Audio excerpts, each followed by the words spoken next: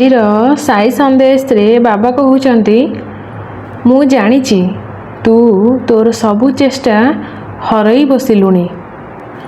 ତୋ ଜୀବନର ସଫଳତା ତୋ ପାଖକୁ ଆସିବନି। ତତେ ସଫଳତା ପାଖକୁ ଯିବାକୁ ପଡ଼ିବ।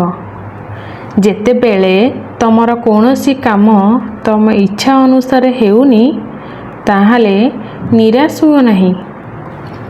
ଭଗବାନଙ୍କୁ ଧନ୍ୟବାଦ ଦିଅ ଯେ ସେ ତାଙ୍କ କୃପା ଦୃଷ୍ଟି ତମ ଉପରେ ରଖିଲେଣି।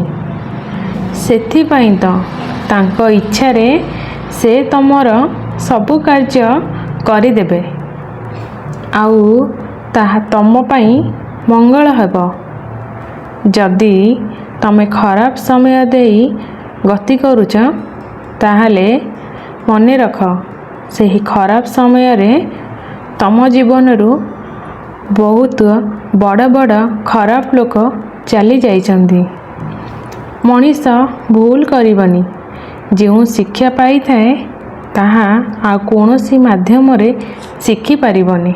ବହୁତ ଲୋକ ଏଥିପାଇଁ ସଫଳତା ପାଆନ୍ତି ନାହିଁ, କାରଣ ସେମାନେ ଅନ୍ୟମାନଙ୍କ କଥାକୁ ବେଶୀ ଗୁରୁତ୍ୱ ଦିଅନ୍ତି।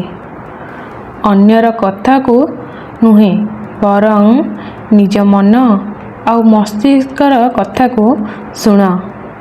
ଜୀବନରେ ଭୁଲ ହୁଏ, ଅନ୍ୟର ସେବା କର, କିନ୍ତୁ ନିଜ ଇଚ୍ଛାକୁ ଅନ୍ୟମାନଙ୍କ ସାମ୍ନାରେ ଦେଖାଅ ନାହିଁ।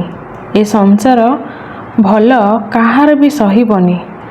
ସିଏ ତମେ ହୁଅ କି ଅନ୍ୟ କେହି, କାହାର ବି ସୁଖ ଏ ସଂସାର ଦେଖିପାରିବନି।